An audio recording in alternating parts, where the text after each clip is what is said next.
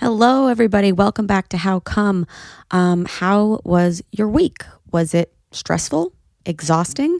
I know a lot of you guys have been out there protesting, talking to people, educating people, having the difficult conversations. Our companions of color, we know how exhausting this week has been for you, like even just receiving white guilt texts from your friends and figuring out, how do I have to coddle these people to make them feel okay? Take a break. We understand. I mean, we'll never understand, but we understand being exhausted. So take a break, recharge yourselves. White companions and companions who maybe never thought about Black Lives Matter before. How has your week been? Exhausting? Were you upset about shit that you realized, oh shit, I might have been on the wrong side of history on that one? That's okay. You know what? People are exhausted. They've been exhausted. They've been fighting for years for equal rights. And if you are just coming around and realizing that some stuff that you might have done before wasn't cool, that's good. We like that. The worst people are the people who are like, I don't need to learn it all. Because everybody does. And I'm exhausted this week, but I feel excited. I feel like for the first time really in my lifetime, there's going to be major change for the good in regard to racial equality. So I just wanted, like, a bunch of people were like, what are these protests for? Like, this isn't going to actually make change. Here are a few things that have actually changed since the protests. We've increased Derek Chauvin's murder charge. That's the officer who killed George Floyd by standing on his neck. We had the 3 other officers charged. We reopened Breonna Taylor's case. If you don't know who Breonna Taylor is, please look her up. She's a Black woman who was murdered in her home. She was an EMT. She would have been 27 this week. She wasn't doing anything wrong. If that was the first thing that came to your mind, what was she doing wrong? Think about that again. We reinvested $100 million into communities of color in LA, and we did all of this in 1 week. And when I say we, I mean anybody who's been speaking up for Black Lives Matter, the entire Black Lives Matter movement. And those are some really positive things. There are the most protests that have ever existed because of this. We have had them in more states, in more countries around the world than have ever happened. So I feel this is a huge opportunity for change. And I'm excited to keep it going. We just have to keep it going with the same fire that we've been doing over the last 7 days. I know a lot of you aren't from the U.S. You're not from New York. You didn't have the same schooling as me. But I don't know if this is going to ring true for some of you. But when I was younger and we learned about the civil rights movement the first time, and we saw pictures of Black people getting hosed and white people doing nothing, or white people helping, or, whatever. When we learned about that, I think I was about in 5th grade. And I remember thinking to myself, I wonder if this was happening now, what would I do? And I don't remember what my answer was at the time, but if I'm very, very honest, knowing me, knowing some of the ideologies that were surrounding me, I probably would have said, I don't think I would have done anything. I think I would have been too shy to speak up, or I would have wanted to kept my privilege. I don't know. I don't remember, but I do remember asking myself that question. And now I feel there's the opportunity to answer my younger self and say, well, you would be educating yourself, and you would be talking to your racist family members, and you would be considering the conversations that you are having with your Black friends. And are you reaching out to them to make yourself feel better? Or are you reaching out to them to prove to yourself that you have Black friends? Are you even saying on this podcast to prove that you have Black, like just all of those little thoughts, instead of dismissing them, actually really considering them and being like, what am I do? Why am I doing what I'm doing, and what do I believe in? And in my heart of hearts, I really feel, as I said last episode, I love equality. I love people to be able to start out on equal footing. And is true equality ever going to be a thing that we reach? I don't know. But isn't the American dream also the idea that someone can come from the bottom and make an amazing life for themselves? Will we ever have baseline equality in America? No. I mean, is never going, we're not communists. Not everyone has the same, starts with the same. But if we can remove the systems of oppression that systematically keep people down, then that equality is more likely to happen. I said it last time. I'll say it again. If you were born in somebody else's body tomorrow, we don't know the gender. We don't know the race. It's a crapshoot. It's Russian roulette. You're going to get whatever you get. Are you happy with that? Do you have the same rights as you do now? Think about that. So, yeah. Even as I was editing this week's episode, which is a really, really amazing episode, I interviewed Jay Jurden, who's a comedian friend of mine. He's been on The Tonight Show, Comedy Central, and HBO's High Maintenance. He has his debut album out right now. It's called Jay Jurden, y'all. He's a regular in my comedy club, Remy's Comedy Club, when it goes on, and we love him, and he's really great. And I love him so much, and we talk about pride, and we talk about Black Lives Matter, and over the course of the episode, I mean, I even, while I was editing it, realized how many times I talked over him and started talking about my experience and what I think, and, you know, I'm like trying to prove, I don't know, that I'm a good person to somebody who already knows I'm a good person, and basically taking up his space on his interview. And I've edited a lot of those parts out because they're not beneficial to you hearing my opinion, in some regards. But, you know, they're all on Patreon, and you can see, you know, our conversation with all the interruptions. And yeah, watching it back, I was just like, stop cutting him off and stop trying to like say your side. And it also just made me realize like how nice and sweet like Black people to have been to white people for years, when like we've said fucked up shit or we've interrupted them or whatever, and they've just, I mean, my friends at least have always like been really easy on me, and like that's a privilege to have somebody still just be nice to you no matter how many things you say, whether you mean to be insensitive or not. So anyway, I want to hold myself more accountable. I've left in all the fun conversations we had. This recording is so interesting. Jay has so much to say, so much to teach. He's so funny. He's so handsome. And you better follow him, because his Twitter is one of my favorites. He tweets, it's always woke, it's always funny, and it's always horny. I think you guys are just going to love this episode. And if you want to hear the unedited version, and you see a whole video of it, it's 2 hours long. It's on patreon.com/howcome. And we recommend that you sign up for patreon.com/howcome anyway, because everything this season is only $5. Before we start, I gotta say thank you to everybody who makes this podcast possible, to the fans who have been spreading it, to our partners. Thank you, Omax O-Shot, for supporting How Come. Omax O-Shot CBD arousal oil contains natural botanicals to increase stimulation, circulation, arousal, lubrication, desire, and overall sexual satisfaction. Go to oshotwomen.com and enter How Come to get 20% off O-Shot for women plus free shipping. Big shout out today to Allform.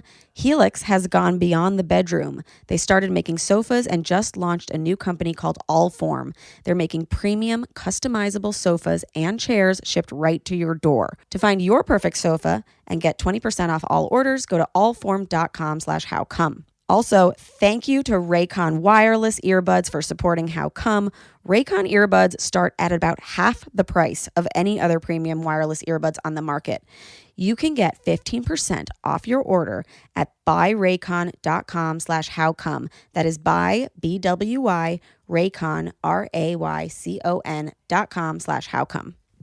Fair warning, I come in hot on this episode, and it's because I'm very much overcompensating. Right before this recording, I pooped my pants.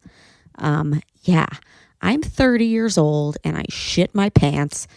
The 30 minutes before I recorded this episode, I was having a nice little smoke with Ben at his childhood elementary school, where he used to strong up. If you guys remember, Ben used to like tense up his body on the jungle bars or whatever and come in his pants. Anyway, so we were at this school smoking a joint before the interview, and I thought I was going to fart. And we've been real open about farting in front of each other recently, especially since we've been quarantined. We've only gotten closer. So I was just like, whatever, I'll let it rip. And I shit my pants. And then we didn't even go straight home after that because there was a cat who came up to me from a house. And you guys know I haven't seen Grace for a really long time, and I like miss her. Like I need something furry. So like while I had shit in my pants, this cat approaches me to like pet it. And so I was like, I'm not going to not pet it. Shit currently in my pants, petting this cat, having a great time. Then Ben discovers a dead tiny bat, which I'll post a picture of at some point, maybe on the Patreon, because it's like, what, not on our feed right now. We're like talking about serious shit, not just like a bat. So we started inspecting this little bat, shit still in my pants. And then Ben was like, let's go back and clean you off before this interview. So yeah, I come in like real excited. I never explain why. But there's your backstory. I shit my pants and I was overcompensating, but also I was really pumped to talk to Jay because he's great and you're going to love him. And let's start the episode right now before I tell you anything more about me. Oh, you know what? One more final thing about me. I am very mad at J.K. Rowling. I don't know if you guys have heard about this, but J.K. Rowling's been making some really transphobic comments, which is like, why in general, but also why now? And as a Harry Potter huge fan, like Charlotte and I have matching Deathly Hallows tattoos on our ankles. We talk about Harry Potter every day. She just listened through all of Potterless. Ben and I are obsessed with it. He still has, like, we are very upset. And we're going to do a whole episode talking about that, but not yet. Also, you might be looking at the episode and you're like, oh my God, this is the longest How Come episode I've ever seen. Yes, it is, but it's really good. And the reason it's so long is just because Zoom usually cuts me off at 40 minutes. So I was just waiting for that to happen. And I guess there was some update this week. And so like, I was just like, oh wow, this 40 minutes feels like a little longer than normal. And then by the time I had checked, it was 2 hours. So I left most of it in because it's amazing. It flies by. But like I said, the extras are on Patreon. But now, the episode. You're going to have the best time. Let's go. How come? How come? How come I can't achieve? How come I can't achieve? I'm rolling up my sleeves. I'm rolling up my sleeves. Oh baby, I believe these guests can help. 'Cause I can't do it by myself. I wanna jizz. Welcome, Jay Jurden. Hello. Hey. Hello. I know I'm way too happy for like, I'm not happy right now. Be happy. This is a different, I mean, like, it's not escapism. But whenever I get to talk to you, it's always been the best. We always have the nicest time. Yeah, we usually do. I've only seen you in times before this. Mm-hmm. When I was like, oh, this is pretty fun. Or like even in COVID times, I feel like every time you're on the club, like, well, I guess every time anyone that I love from home is in the comedy club, it feels like, Yeah, I always told people that your Instagram Live was the best one to do if you wanted it to like make you happier. Like sometimes people would do Instagram Lives and afterwards you'd be like, are they both sad? Are you both sad? I've had ones where people will just blankly stare at you while you're performing, or like there's no one in the comments, and then you're like, why am I doing this? This isn't making anyone happy, and it's not making me happy. Like, I'm not getting better at my material. I'm not getting real feedback. I would always want to like do newer jokes, and even now during all this I'll be like, oh, I have like a funny joke, like I tweeted it and I figured out if it would work. I was like, the toughest part of this is I'm in an interracial relationship, which, you know, poor timing on my part, but also now whenever I go to a protest, they're like, white people are racist, and I'm like, yeah, and sometimes they don't unload the dishwasher. Right? And so I don't get to leave the chance anymore. Yeah. I was going to say, has he been giving you like so many white guilt blowjobs? Oh, well, this is the incredible part about this. Like, he went to a rally with me on Saturday, and then we walked back, and he was like, "Do you want to get ice cream?" As we walked back, I was like, "Nah, it's not really like ice cream vibe right now." And then I like went home. And then the protest was marching down Madison. Yeah. And so then like freaking, I want to say like 4 police vans. So this is close to like maybe 40 to 45 police officers showed up on my street in riot gear for what was just like, so I just, just no. I don't know if we've talked about anxiety-induced impotency, but I think that's like a real thing. I think stress is a major factor in cum and even getting hard. Oh, yeah. I think that there's also like a weird guilt factor. And so like that's like another part of it. Ugh. Yeah. I guess since everything is personal now, what's working for me is like, if it's like super late, like super duper late, it's not that you feel like the work is done. You're just like, okay, I'm going to look at porn now. Because we can, like, can I post my horny tweets like at 12 to like 4? Yeah. The worst part is that I enjoy a lot of amateur stuff on Twitter, and sometimes you'll be like, oh man, this is pretty cool. But then you'll like go to their likes and you'll be like, I really don't need to know what this person's believes in beliefs are, because that may ruin what I consider a pretty good relationship between us. The fantasy. Did you see that guy on TikTok with the open up the safe with the knot? He's like, boom, bitch, or whatever. And he's like super hot. I like looked into him and like he'd already been canceled by Black Twitter. And I was like, never mind. Oh, no. Yeah. The cool part about, I guess, just like public persona horniness is that like now when anyone else is kind of like a ne'er-do-well and kind of just like lecherous, you're like, oh yeah, we're all horny, right? We're all horny. But then on the other side of it, now when someone becomes like a public, like kind of thirst image, you do have to be like, oh, please don't have done anything dumb. Yeah, for sure. Like, we just want to get off to you in peace. Yeah, come on, you're ruining it for everybody. You're ruining everything.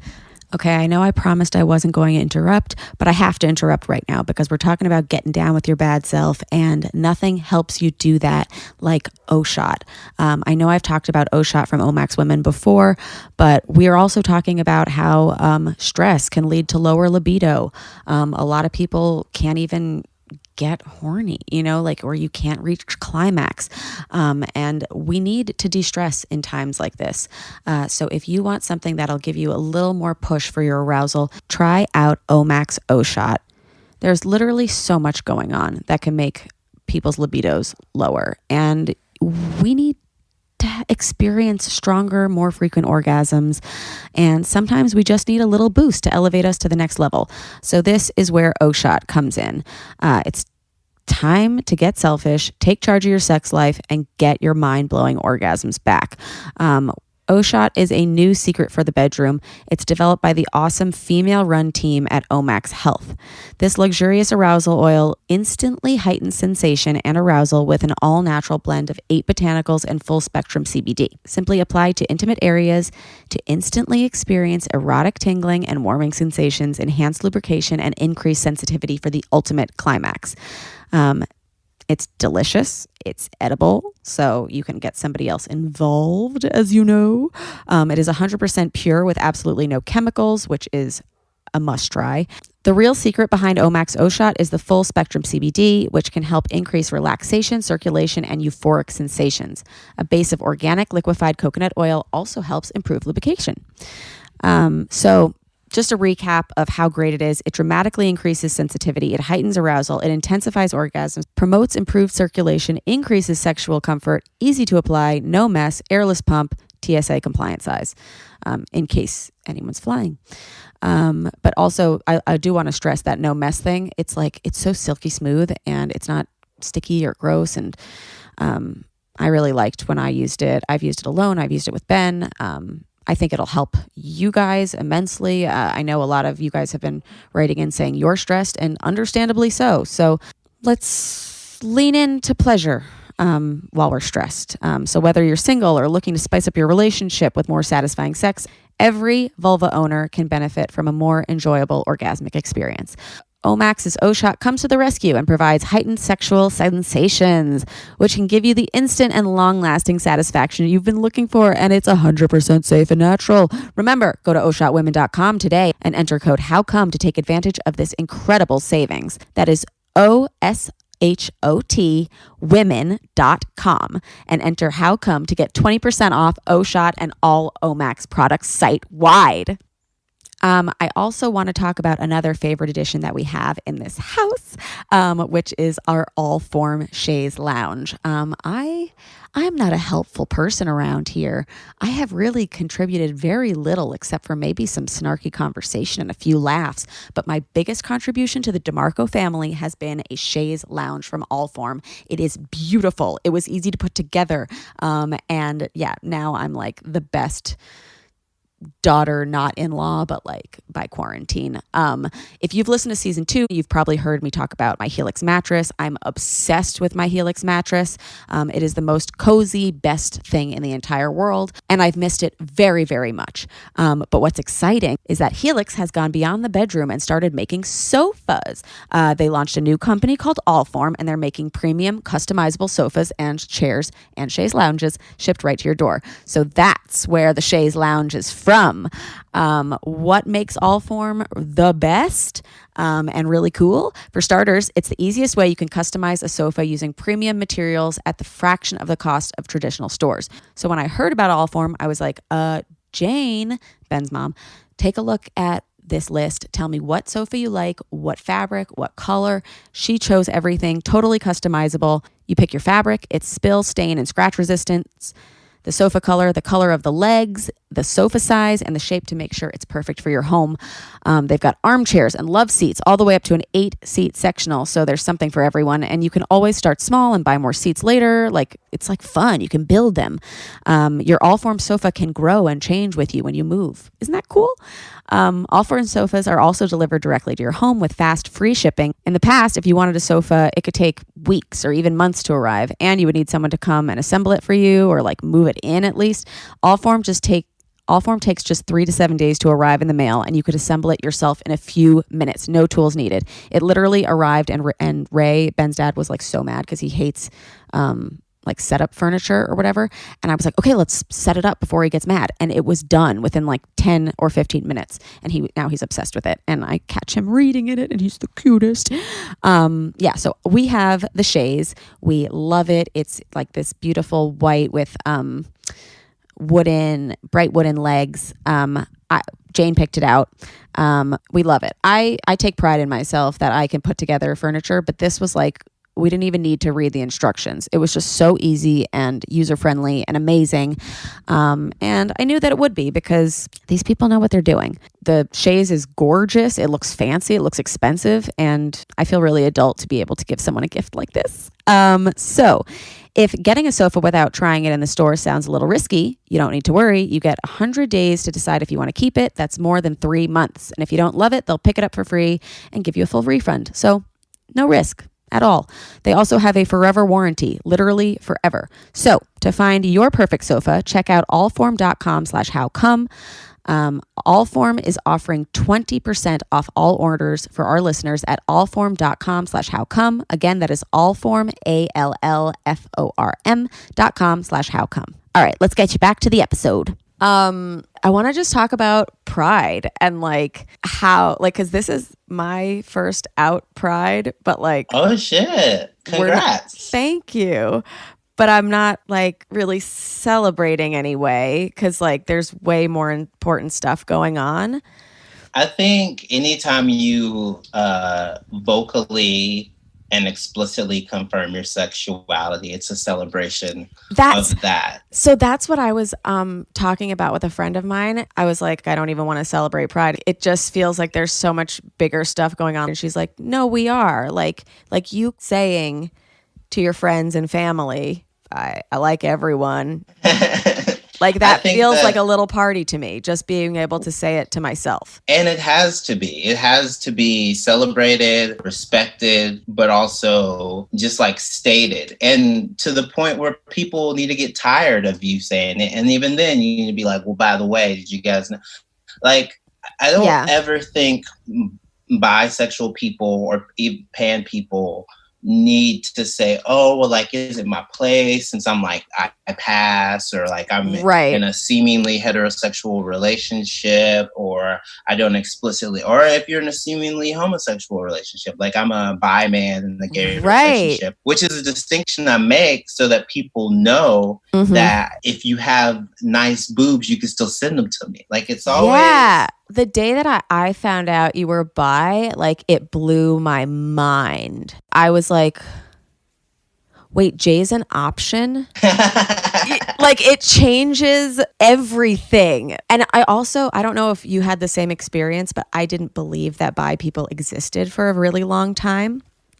I understood it conceptually whenever I went through like... But basically, like one of my years of college, I don't think you have to put in that much work, but I was like, okay, we're going to make it a 50-50 split intentionally. Like, I can't hook up with this guy because I got to hook up with this girl to get the numbers back where I need them to be. And so whenever you exist in a lot of gay spaces as like a bi person, you either kind of get sidelined or people, it's not that they try to silence you, but they delegitimize their own bisexual experiences. So like you can be I could be like with a bunch of gay guys. They'd be like, well, I've had sex with women. I'll be like, did you just say plural? Did you just say more than one? And they'll be like, yeah, but I identify as gay. No, but that's your right. But do understand you can't put that on me. And your actions are a testament to the fluidity of sexuality. Not just my words, but you did it too. Right. It worked. I've been struggling with like, I came out to someone and she said, I don't see that for you. And she's gay. And I was like, what? And then she was like, well, like I could see you being bisexual, but not bi-romantic. And I was like, okay, yeah, like I guess that's fair to say. And now it's something I will consider as a woman in a heterosexual relationship with someone that I love and no intention to cheat on them. But like now I have to convince myself that I can be in love with another woman. Do you know what I mean? Like, yeah. Well, it's like, it's always like the testing ground. People are always like, well, prove it. Or just from a, I'm trying to think, people are so uncomfortable sometimes with their perception of you changing that they have to go, no, that's not, wait, what? And I let people call me gay. I have a joke about it. I let people say gay because it is sometimes easier shorthand for them. But then if you know that you can state otherwise, I think you should. I think what really sucks is that the identity of a lot of bi people gets like just put in either category. They're like, well, no. Like which one? If someone wrote a book about you right now, which one would you want them? And you're like, just say both. Yeah, everybody is like, I think they get like very excited when people get married because it's like, okay, they chose. And it's like, well, like not real. Like the important reason for me coming out, like it wasn't like to be like, oh, I want to like hit on more people and like get out of my relationship or I want to whatever. It was like, I want to like just like acknowledge this truth about myself to myself. Yeah. And it's something I feel like I've been hiding for a while. There need to be more people that talk about being bi. And I say in a casual way, because it does open up the channels and conversations for people who don't even know that was an option. They're still people in their late 20s and 30s that go, wait, what? I had a friend who he was on Broadway, and I knew him before he was out. Then he was in relationships with specifically men. But then in his late 20s, he started like hooking up with girls again, which is what he was doing in high school. And so he was like, I don't have to fracture these two parts of me. He came out to me as bi because of the stuff that I say about being bi. So there's never... And it's in your Twitter handle. So any day that I forget, maybe you're talking about your boyfriend, I'm always reminded. I'm like, no, he's still an option.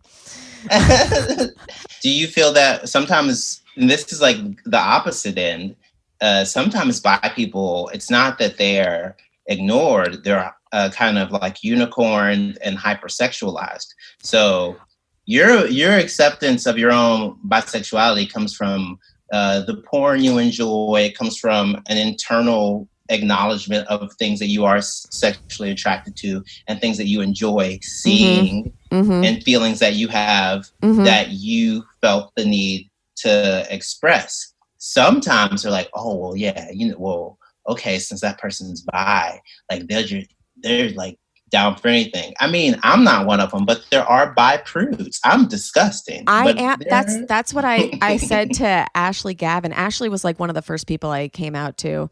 And I was like, yeah, I'm pan, but extremely picky. So like everyone's an option, but also like no one is. Like don't get like crazy.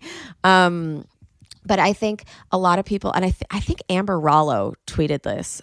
I'm not sure. I'm almost positive, but it was on a Pride one year, and it was, if you think sexuality is a choice, congratulations, you're bi.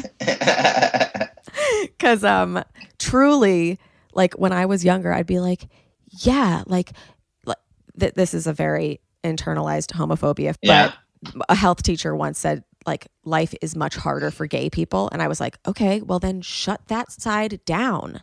Isn't that, I had such a similar experience in the sense that there was no way for me to actually kind of articulate that I was attracted to guys when I was in high school. But I'd do things, I'd be like, oh man, this new guy, and he's pretty cool. You guys, wow. Is everyone going to say hey to the new guy? He seems like he's got a lot of interesting stories. He's not even from here. And they'd be like, no one cares about that new dude. And I'd be like, well, I mean, we could be nice to him. Does no one want to be nice to the new guy? Yeah. They'd be like, Jay, why do you care so much about this new kid in school? I'd be like, well, I feel like we should be there's not like some sort of welcoming committee for Jay, new people. You're only nice when sexually attracted. Cool. Good to know. No, I'm nice to so many people. I'm nice to people that don't even understand. Like, because they're well-intentioned, very nice comics that still have to be like, oh my God.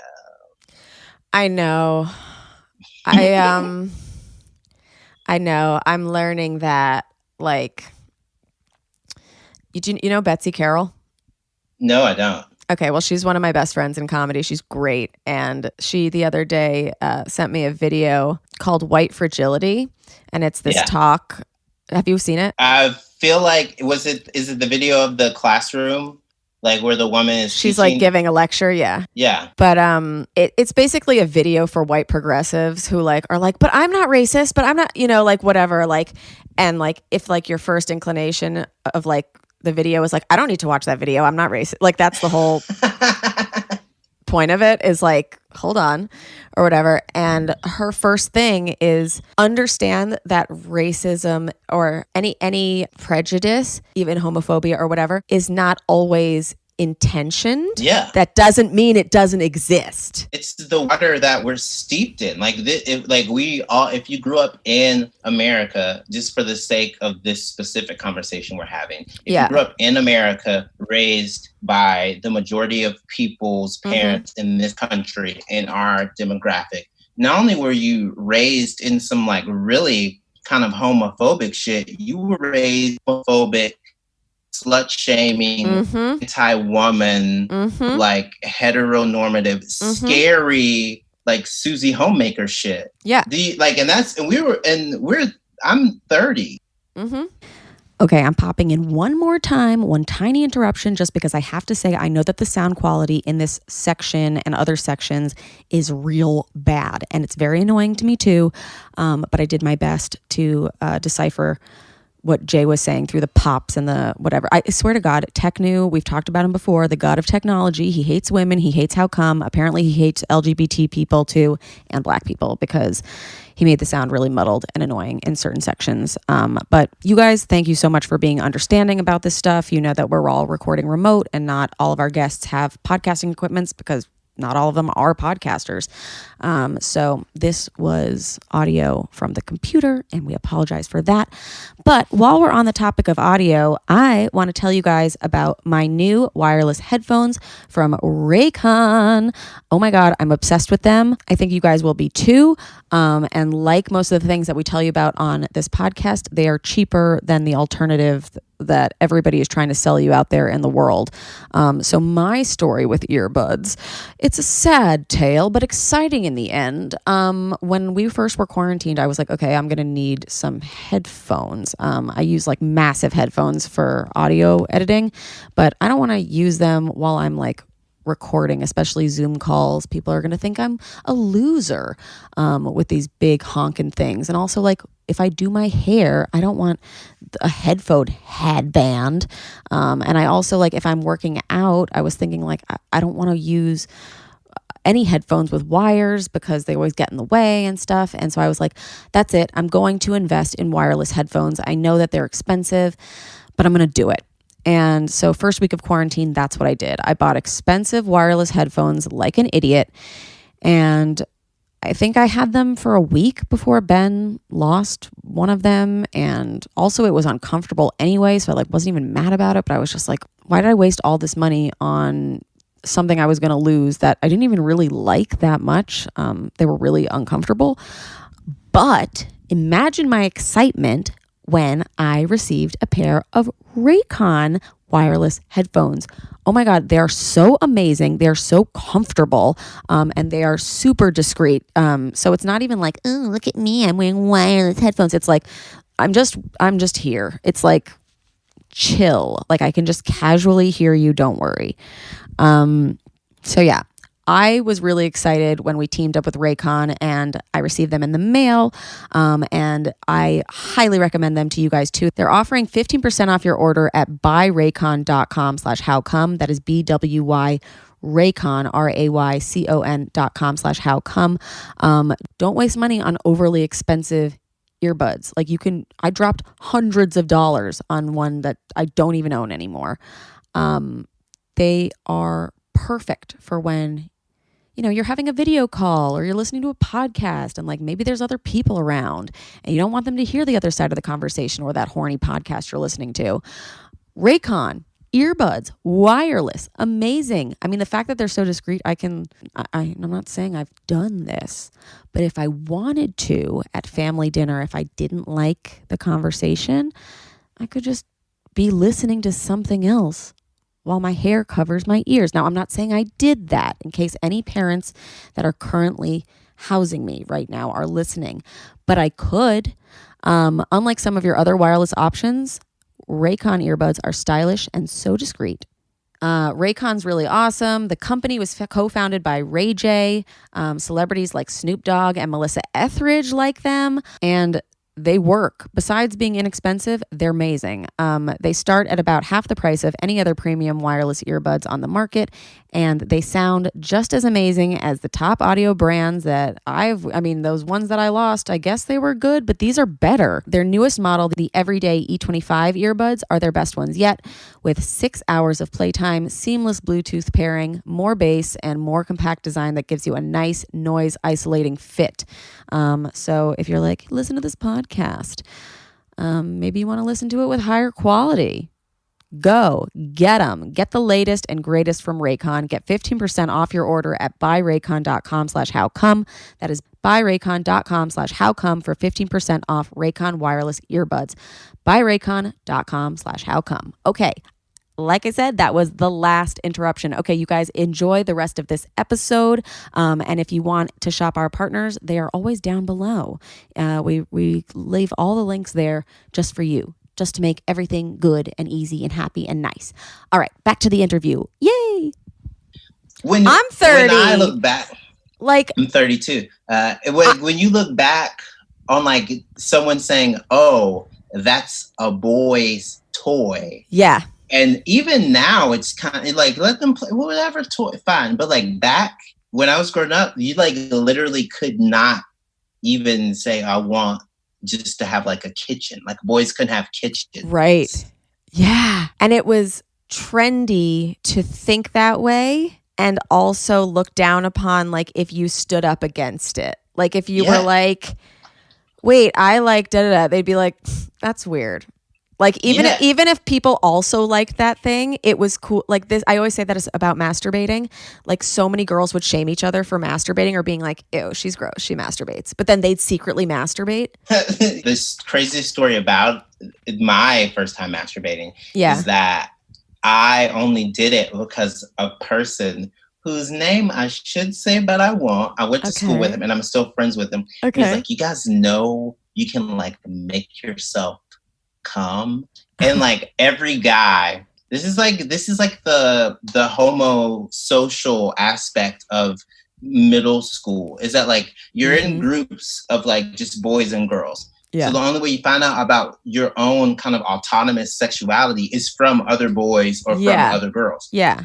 A girl wasn't telling me how to masturbate. It was another guy who was like, you can make yourself like come. And every guy who did know this was like, get the fuck out of here. Like, what are you saying? Number one, this is gay. Number two, how? Oh, wait. Okay, so that's something Napoleon told me too.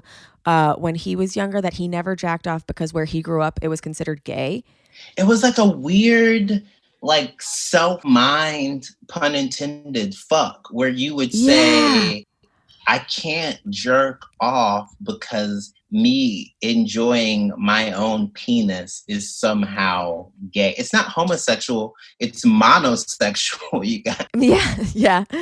It's not just the same. It's in fact the only one. But that also, not only is it gay, but gay in that time equals bad. It was literally the word. And not only did gay equal bad, gay could mean bad, but also so much stuff was gay. Like, yeah, no, that's what I mean. Anything, if you were a loser, you were gay. If you were dumb, you were gay. Yeah. If you hung out with girls, you were gay. But also, if you didn't hang out with girls, you're gay. And basically, so that was another thing that when I started coming out to people too, the comedians all very good, for the most part. The comedians are the first people I came out to. Yeah, definitely. Yeah. But then people in my life, a lot of their responses would be, well, I think everyone's bi. I think everyone must be pan. And then, you know what you should say to them? Then okay, then come out. Come out. Yeah. Which I just felt it's like trying to show solidarity, but also like really minimizing what I've just said to you.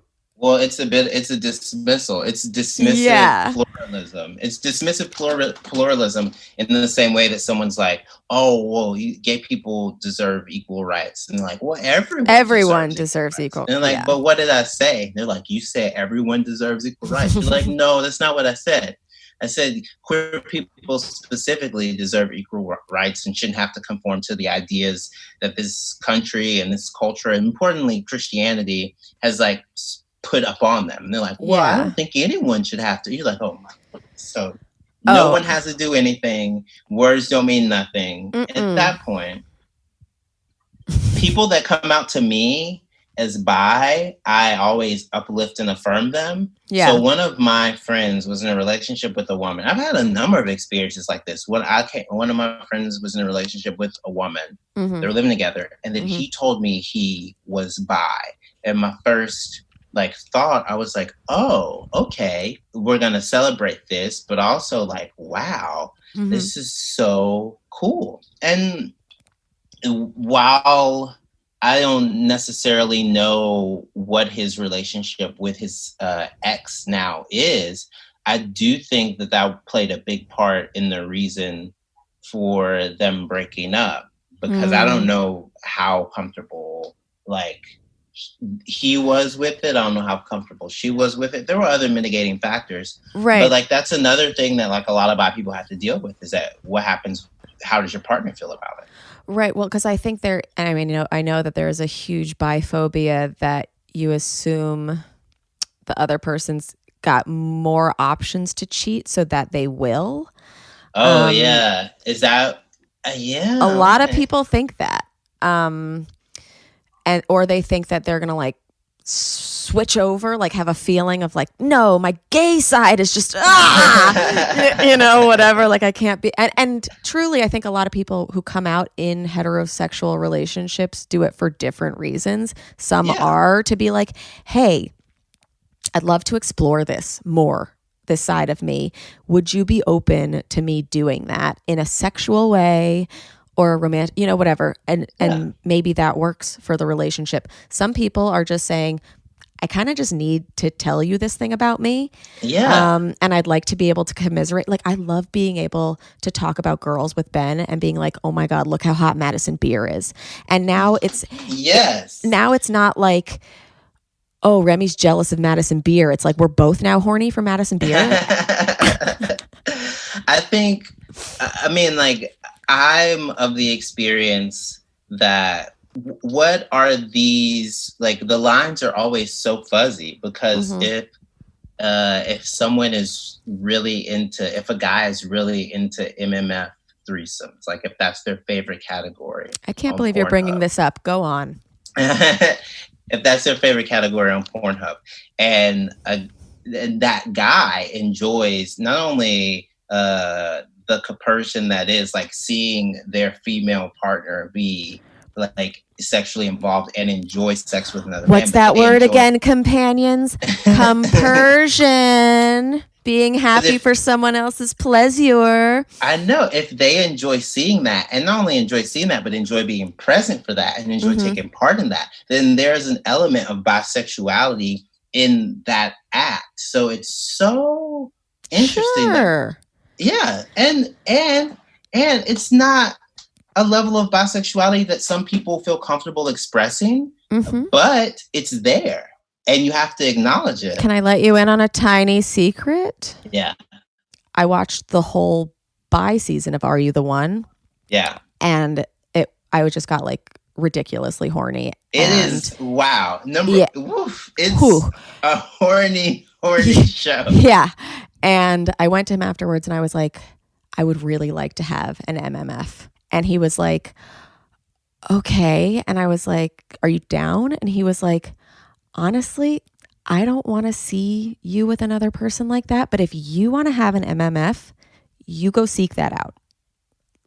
That's hot. That is, wow. That's very hot. Do you understand how many? Do you understand how many moving companies are just based on that fantasy alone? Like, they're like college. You understand? College hunks moving junk is just that. That's all it is. But the thing is I need them to be bi men, because I would be terrified with two straight men. Oh yeah, straight men who have gay sex. I find, and I said this on Ashley Gavin's podcast as well, that bi men make the world go round. They make the best lovers. This is high praise. As a bisexual man, I can neither confirm nor deny this rumor that we are in charge of everything. I really respect your candor. You feel like an agent of chaos as a bi cisgender man, because there is this, which I hate it for my bi family members who are female. What happens is people go, oh yeah, I listen to Katy Perry. And then you guys have to go, no. I don't think you understand. Yeah. I am horny. This ain't about kissing at this point. Yeah. It is disgusting. It's like this blanket dismissal. And then you guys have to go full descriptive. You have to be like, I don't think you get it. You guys, when you tell people that you're bi, every girl goes, oh no, he's just gay. Yeah, and Like, we're listen, just straight and you're just gay, and like, what? it never makes me upset because usually, like, there's a situation because I'm very lucky in this regard, a situation similar to our interaction, and so like, wait a second, what? For real? Yeah. And then they'll be like, well, Jay, like, hypothetically, when was the last time you hooked up with a girl? And I'll have to be like, August when I was in LA. And they'll be like, so okay. Validated. Okay. So it was a okay. recent phase. Within the calendar year. I was like, yeah, I gotta, keep my hole punched. If not, then I don't get to eat at this restaurant anymore. And it's a good restaurant. Yeah, no, I've had people be like, have you tested the theory? And I'm like, I've had threesomes that I didn't enjoy. Did that test it enough? That's also like it's because more people are into threesomes now. Then the idea of bisexuality is ever present in society. Whenever we live in a post-Wild Things world. So what happens is that people, threesomes blasé at this point. If a politician says, I had a threesome, people are going to be like, yeah, but what are you going to do about this brutal police force? We don't care about all that. We don't care. Like the mayor's wife is not an ex-lesbian. I consider her a bisexual woman who's married to an idiot. Yeah. But, which is true bisexual representation because it shows we can be bad too. Yeah. Oh my God. Bisexual people love toxic men. Everybody does. That's why we've elevated them.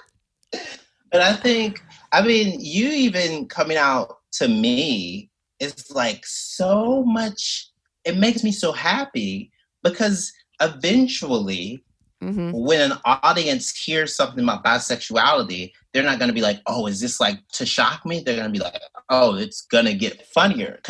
Right. Like it's not just for shock value. Every person who's about it and is shocked, how at this point in 2020, we literally just got Pentagon confirmation of aliens a few weeks ago. So how is anyone like, wait a second, bisexual, what?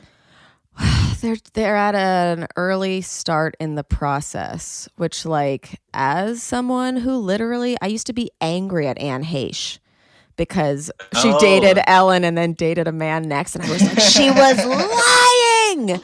I was like fucking 8. I was like, she used our Ellen and pretended to be gay. And she's not even gay. She's straight. Like I got mad at Lindsay Lohan for dating Sam Ronson because I was like, I don't believe you. Like I get it because I come from there. There's like this really, like, I hate to say it this way because it feels like I'm like over sexualizing it, but there is something so incredibly sexy though about a person like kissing one gender and then kissing another gender, and you just never know. That was the whole thing about certain... Jay, I'm going to stop you right there for my first queer moment, and a lot of people have said that this was theirs too. But do you remember in Rocky Horror when Frankenfurter surprises Janet in her bed and then surprises Brad? And it's the same exact scene of like, he pulls their legs towards them and it's like, but isn't it nice? Like that was like the horniest I had ever been as a preteen. Oh, I'll do one even more. Okay. So there's the My Chemical Romance video, I'm Not Okay, I Promise. And so I don't think I've seen it. Okay, so I'll watch it. A lot of the pop punk bands of the early aughts, the boys would kiss a lot. No like way. They kissed on the cheek, they kissed on the mouth, and so like it's like a high school. You're like, these boys are kissing. Yeah.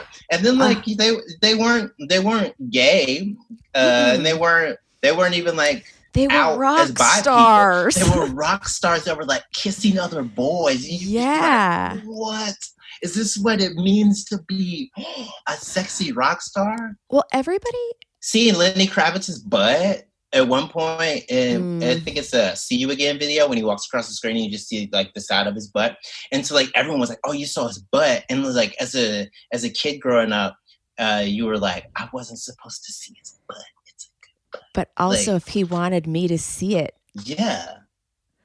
Oh my God. There were so many moments like that for me. Ryan Phillippe's butt and Cruel Intentions. Oh, great butt. All Rudd. I used to stand up in front of the TV just in case someone saw me watching it. Paul Rudd was in this really bad movie with Jennifer Aniston called The Object of My Affection. Okay. And so he was a gay man that was basically cohabitating with Jennifer Aniston to like have like a semi, not sexual, but very romantic relationship. And I was like, this is just insane. The tension. And it was so frustrating for her, but also really kind of like frustrating and like oddly woke for the 90s. Not woke, but woke enough for the 90s about him being like, I want a partner and I want someone to love, but also understand like there's a sexual side of me that's not being fulfilled by her. It was just so... But do they ever hook up? They kiss, I think, and then it doesn't work out. But like, there's so many moments I look back on and I was like, oh yeah, bisexuality is pretty... I don't hate it. I feel like I've always loved like an effeminate man who doesn't want me, like a gay man who like could not be less interested. Because like I grew up doing like really serious ballet. And so most of the guys around us were like these fucking hot ballet dancers with nice butts and big dicks, and you could see them in your tights. And like there was this one guy, Ezra, who once asked me to try on my tights, and I was like 11, and it was so erotic to me, but I didn't like understand like how he like just really didn't want me. But also if I did, I was like, good, I don't want me either. Oh man, I took a lot of dance classes in college, and there was this like odd amount of sexual tension between male dancers and female dancers, specifically because partner work is all about like sharing weight and like not and 100% as a guy, you basically just control the ballerina.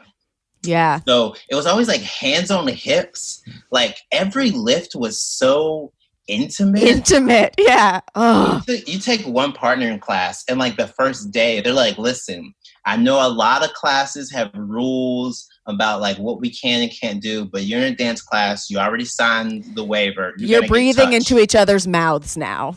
Everyone is going to touch everyone. And then even like in contemporary dance classes where they'd be like, okay, we just want everyone on the pile, on the floor, in a pile. Like everyone has to touch everyone. In high school, one of the first kind of like, I guess, rebellious acts I did was there was this kid named, he's a chef now, so it's not like a big deal. Okay. But like we took no one's together. Profession except ours matters. Yeah. And we would like, his name is Adam Stevenson. He's a chef now in New York. He used to be, at least. We used to like cuddle, and like one time a theater teacher. They didn't say stop being gay. They're like, you guys just stop being like this. And it's not they want to stop being like two boys that were cuddling on the ground. We used to lay in each other's laps and stuff. They just didn't want us to be that horny in front of the underclassmen. Right. I feel like a lot of early hooking up is like in group settings. Oh, yes. You know, like you're like literally on a pile. Like we were on like the 8th grade camp like bike trip once, like in a tent, and I got like fingered at the bottom of a pile, but like I loved the fact that like other people were watching and like involved and like that's I like group stuff is hot. It's fun, and if everybody likes everyone, it's like, and if like everyone's super like vocal about what they want and what they enjoy and what they like seeing. And like if there's really no beginning, no end, it's kind of just like a continuum. Yeah, I like I don't know. There's a whole like subculture in New York about and you probably know this more than I do, like not necessarily. I don't want to call them sex parties because then people get in trouble. Yeah, no, they're sex parties. Sex adjacent parties. They're doing them online now. Yeah, there's online orgies. I think that the more people that kind of explore that side and like are even comfortable enough to talk about it, maybe not on a podcast, but just with their friends. But with their friends. In your friend group. Yeah, like I may not even act on this MMF ever, but the fact that I'm able to have the conversation and the fantasy and like, or like maybe we do go into one of the chat rooms and like just like watch people or whatever. Like it could be like a very slow exploration. Yeah, and you're like you're like the fourth girl I know that's told me that. Do you like? I know what about MMFs. It's so weird that more straight guys don't know that girls so want to many do them. Girls want to, because you. But I think like, a lot of us are afraid of doing it with straight up straight guys. Oh yeah, well, because historically, that would be a rape situation. Historically, yeah.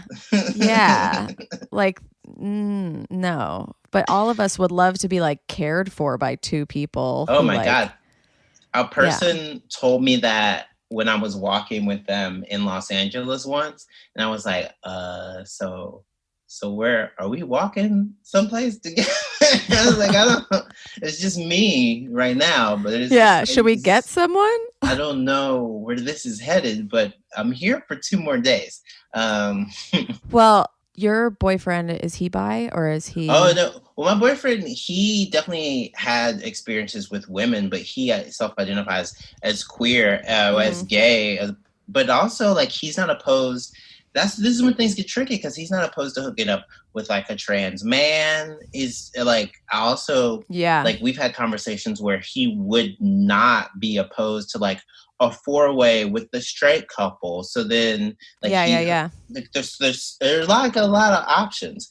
So culturally I'm just checking things gay. Off in case I need to talk to Ben after this. Oh, all right. This is in case quarantine finishes ever. So and then finally we can. There's also a few people that I've been asked when I was in college before I like even like I was out, but like this girl that worked at the front desk of the gym and this guy that also worked at the front desk of the gym, and he's married to a woman now, but he was like one of the hottest. When I say he's one of the hottest people I've ever had an interaction with. He was the kind of hot where one time he showed up in the theater building and we spoke, and then like for like at least 2 hours, people were like, Jay, who was that? I was like,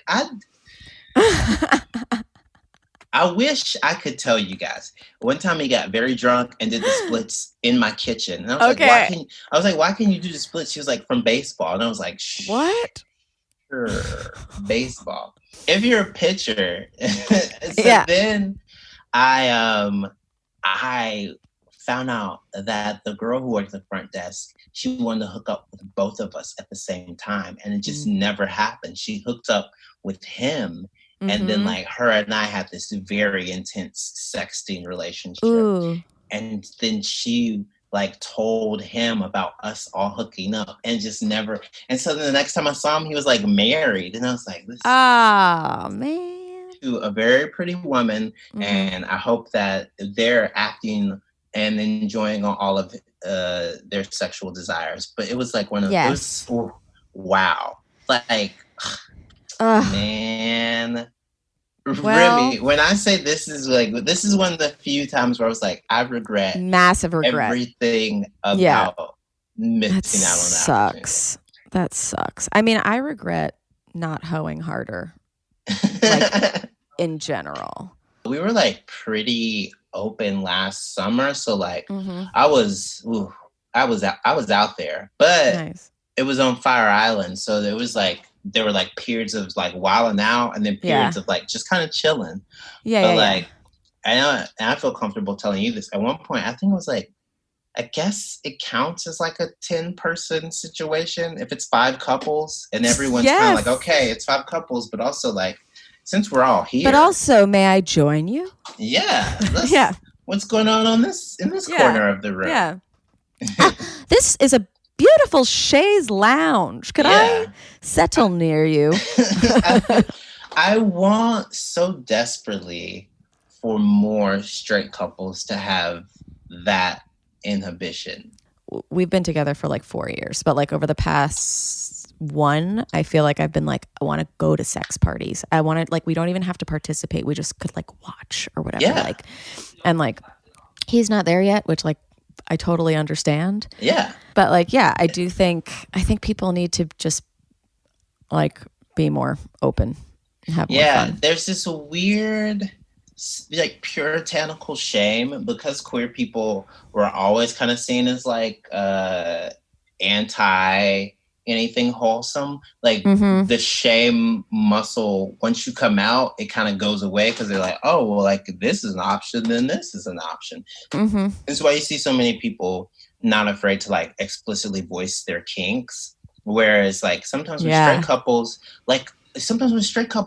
like a guy will be like, oh, I'm afraid to say I like backdoor stuff. And you'll be like, it's 2020. There are entire comedy specials about fingers up butts. You need to grow up. It's not about that. It's what the implication is. What does that make me as a man? Because there hasn't been the mold in front of them before of like this one alpha guy who like loves shit up his ass. You know, like we don't have those role models yet, but like they're coming up. Like the only reason I felt comfortable talking about my sexual identity, I did a gay show like with a bunch of my friends or whatever because they were so comfortable about talking about themselves, you know? So like I do think that like there's like a lot of shame in the people who aren't seeing those people anywhere.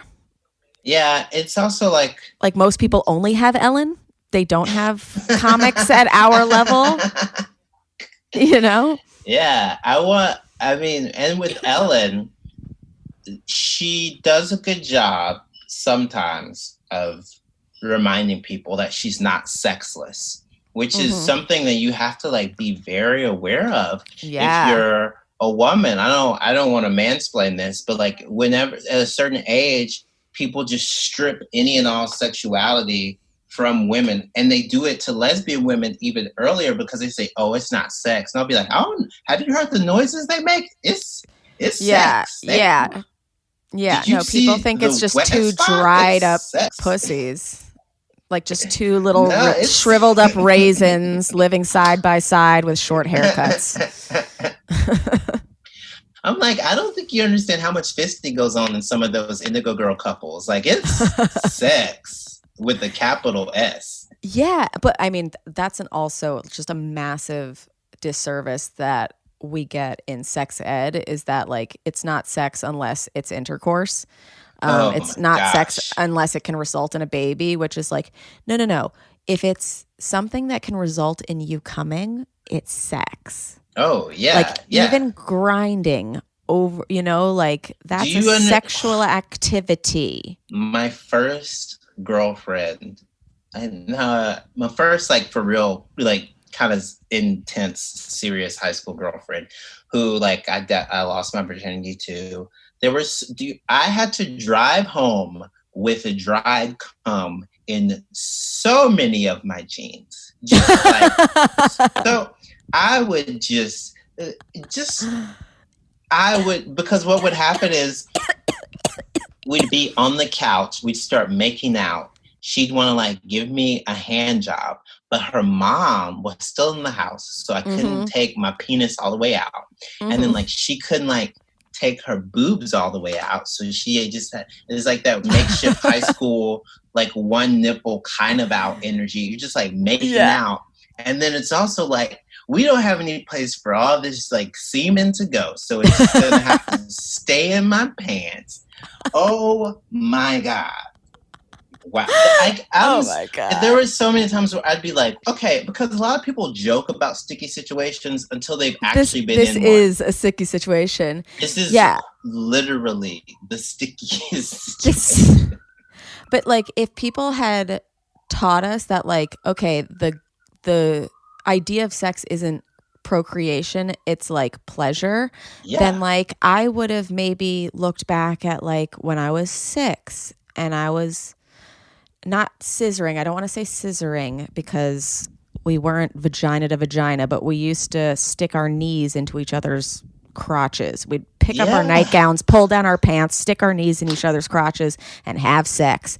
And it was fun. And I felt guilty. And if I had learned that that was like sex, like I would have been like, oh, I'll just do this. Yeah, like and you cannot get sex. pregnant all the time. Yeah, and because it's like sex isn't defined as just like, oh, this one specific act. It's like the lead up, it's the during, it's sometimes like aftercare. Like there is weird situations where people don't even understand that, like, okay, let's just say a guy had an orgasm, but then because of his kink, he still wants to go down on his girlfriend and give her an orgasm and or more orgasms. Then sex isn't finished yet. Sex. Yeah, that's still sex. Sex is still going on. That's so many people. How many times did you have sex? Usually means how many times did he come? Oh, which is like, wow. Right? Well, because then the girl gets to say, well, then that's not a good metric for my measurements. Like, yeah, but we didn't think that way. We thought sex is something that we do to make guys like us. And then I also had these like misconceptions about like gay male sex too, because anytime like you'd hear about like, oh, like his butthole, like it just lost itself. It just fell apart or whatever. And you'd think, well, then this certainly can't be real sex if this is destroying people's bodies. If this is a punishment, oh no. Right. If this is what happens to people that are bad, it's right.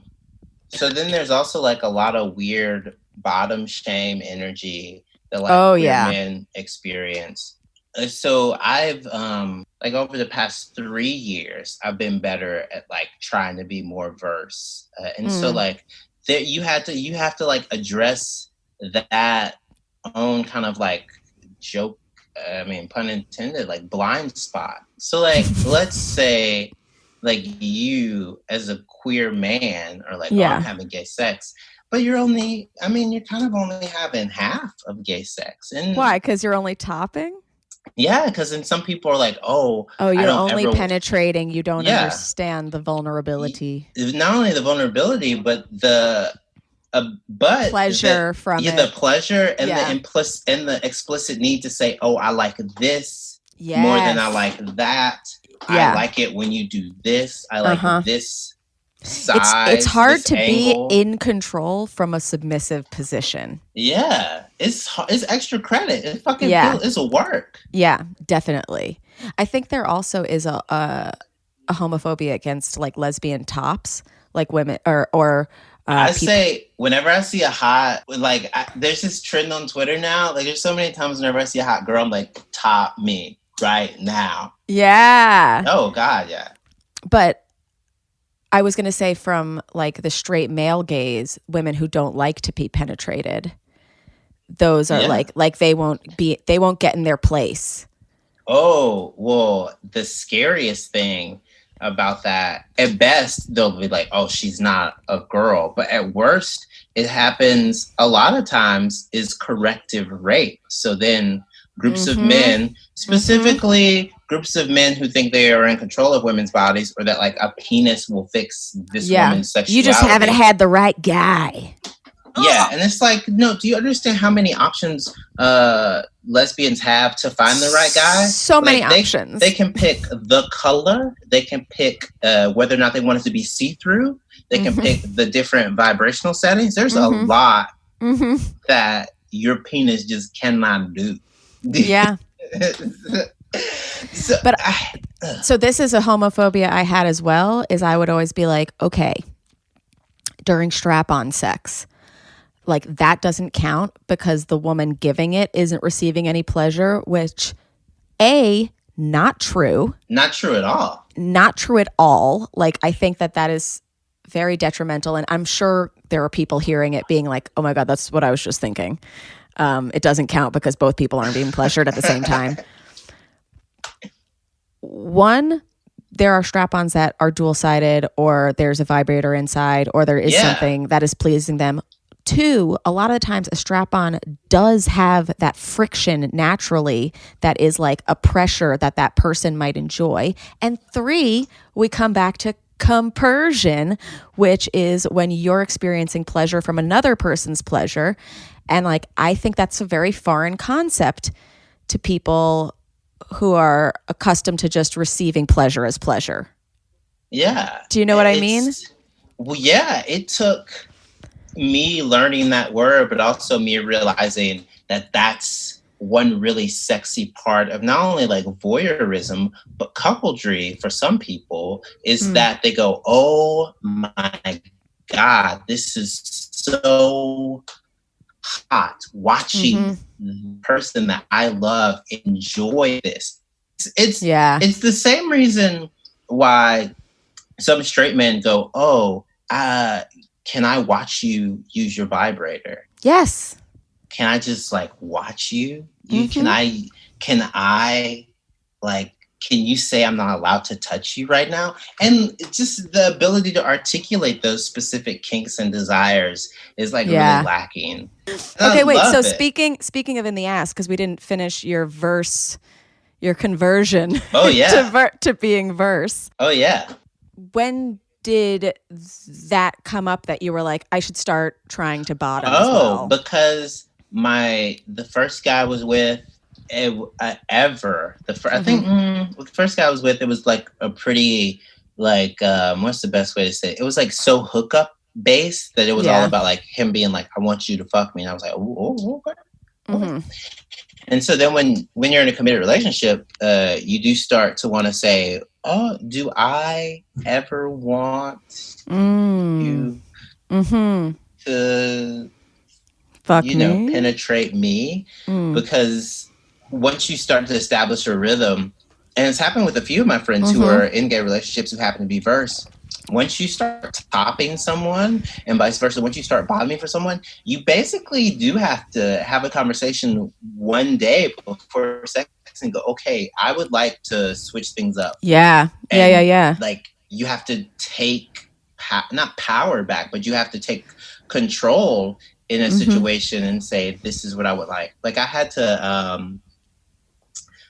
to also like realize it's like, it's fun. Like you have to let go of all this like weird shame that you had about it. Yes. We had a comic on early in the season who was saying how he'd never want his butt to be penetrated because he doesn't think that's manly or whatever. And a lot of our listeners wrote in being like, that's a super homophobic ideal that like a person who's being penetrated is like a less than person. Yeah.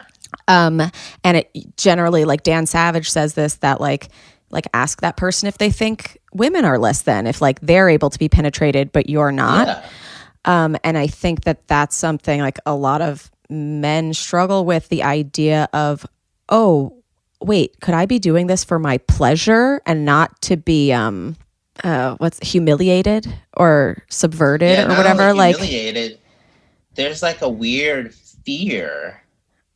So if you tell guys, if guys are like, oh, well, like I don't like penises, and then you're like, you've never like given head, they're like, I'll never suck a dick. It's like, what's the best way to like give oral? They're like, well, you gotta make sure like you pay attention to the clit. You're like, that's a penis. Just from an embryological tissue standpoint. Also, it's like an uncircumcised penis because it still has has foreskin.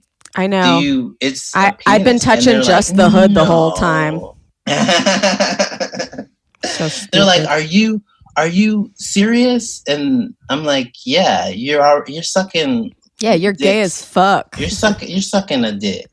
You're sucking a dick. And if you haven't sucked a dick, I don't want to suck yours. Yeah, and if you haven't sucked a dick, your girlfriend is gonna love it when you suck her dick tonight.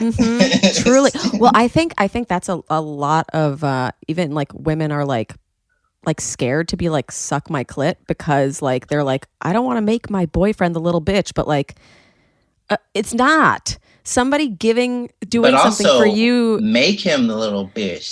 But Sometimes it's hot. Yeah, it is. I love it. Okay, your first coming out, did you come out as gay or bi first? I came out as, I kind of just told my mom that I like went through a breakup with like a guy. And then it was never really stated explicitly that I was still like into and sometimes with girls. But then my next important relationship was a guy. So my bisexuality is kind of nebulous to my mom, but explicit to my peers. Because sexuality in general is sometimes nebulous and non-specific to parents. Like, like sometimes straight people are like, oh, my parents, they know I'm straight, but they don't know I like they don't know choked. Right. There were so many, I like kissed so many boys in college, but it was always like on dares and stuff. Like, me too. I kissed so many girls in high school, but it was always for boys, and it was, but like, so there was always an out. And like even when I started this podcast, like, and I started having like really like intense sexual dreams about women, and like I could still rationalize it and being like, okay, well maybe you could try this for the podcast, you know, like. I mean, listen, I don't want to do this, but I don't want to. The listeners need it. They need Molly Rubin Long to masturbate me with the perfect match. They asked for it specifically. There are comics that to this day I flirt with, female comics that I flirt with, that were surprised when they found out I was bi. And then I'm like, yeah. And then like, oh, well, we're going to flirt. I was like, yeah. No, flirting is for. I feel like personally, I used to be really wary about friendships with men, because I was like, men only want one thing. Men you flirt with to bond with. Men you whatever to bond with. But now I'm like, no, you flirt with everyone to bond with. Wow. Yes. Yes. Right? Yes. God, yes. Flirting is it's on a continuum. Just because you didn't send like a double emoji, like any sort of like anytime you have like a little text exchange where it's a game, especially with comics. Whenever comics start to like bit each other, whenever you start exchanging bits, and then like you say something, we're dating. It's kind of flirty. It's it's a imperceivable line where it's like, that's kind of hot. I mean, I didn't, but that's kind of hot.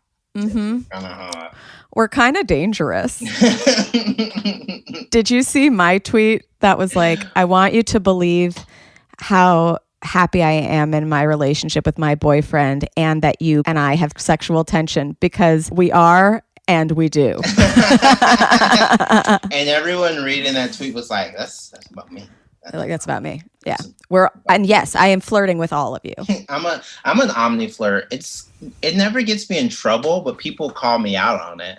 Like but I think it's because like at the end of the day, you have no intention of cheating. I have no intention of cheating. I just love flirting. Well, recently we are closed, but I never wanted to cheat. But there were a few instances where I was like, if the stars align, I could definitely hook up with this person and still be friends with them. Yeah, definitely. I have two situations like that where like the friendship and the online interaction is still so positive post hookup, and it's so much better that way. I don't know why people just seek to ruin good friendships by forcing them to be like one thing or the other. Not to get into like the system of it, but like I feel like the system of like traditional relationships and stuff is just so detrimental, because like women were trying to marry men because we wanted money. They were going to make the money and we were going to have sex with them for a while and have their kids. But also because for so long, that was the only way to even have a checking account. They were like, right. You have money, but it's in your dad's name. They're like, no, it's my money. They're like, oh, it's your money? So it's in your husband's name? And they'd be like, no, it's my money and I want it now. And they'd be like, it's my money and I need it now.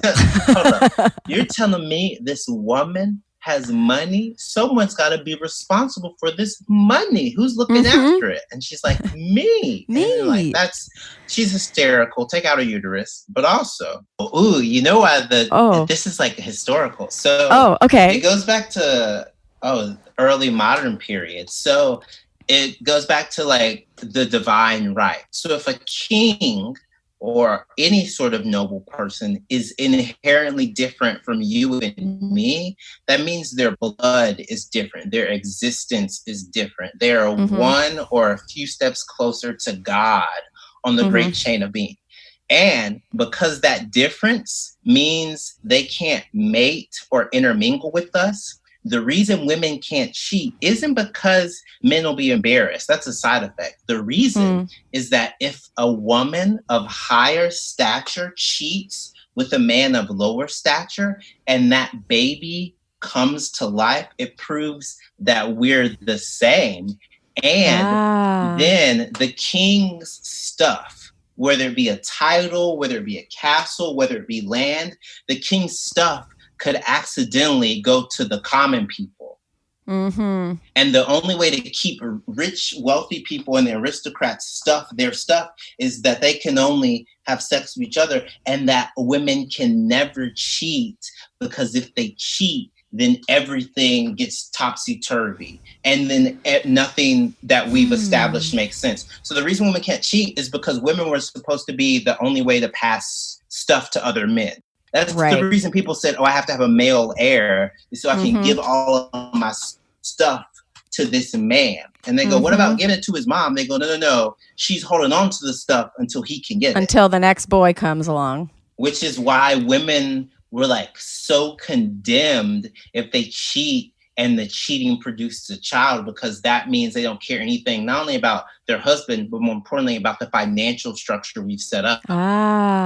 It's also like why people with other races can cheat, because if Black people and white people were different species, then they weren't supposed to be able to produce offspring. So it's all tied up in like this weird, like racial and financial, economic and religious like weirdness that started like in the 1300s. It's really crazy to think about, because it's why they didn't want women to have access to birth control. It's why they didn't want women to be able to own property. It's because anytime you can say, oh, no, I'm just not going to be like a doorway for you to pass money and DNA through. Women went, no, I'm good. It's why they used to. I don't really want to have kids. Yeah, it's why they used to watch consummations. They used to watch a king and the queen, or like any sort of like landed aristocrat. They would have to be like, we're gonna watch you have sex with her. We're gonna make sure she's a virgin, so we're gonna check the sheets afterwards, and we're gonna make sure that you come inside of her. Ugh. Or hot. Or listen, that's weird. Because then hot. Or wait a minute, can you? I mean, since you guys are here, can you not join in? I'm like, sometimes when I watch The Handmaid's Tale and like it's like the three of them all holding each other having sex, I'm like, under different circumstances, could be. If this wasn't like a theocracy, I think I could get down with a couple of. I'd love to sit in a lady's lap while a man penetrates me.